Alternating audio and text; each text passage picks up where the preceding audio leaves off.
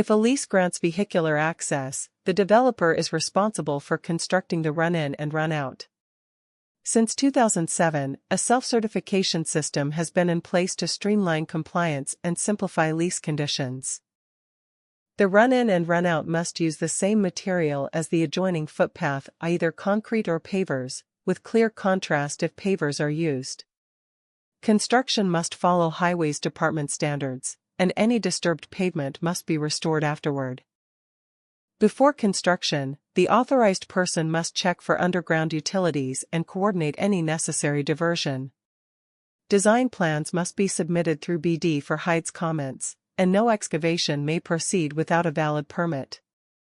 Once construction is complete, the AP must submit a certificate of completion. BD will then arrange an inspection by HIDE.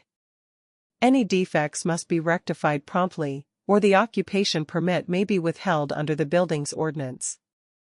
HIDE generally expects developers to construct run-ins themselves. Ensure utility protection complies with HIDE guidelines. Where HIDE is involved, temporary access must be arranged if permanent work isn't finished. For details, please visit Building Surveying Excellence Academy.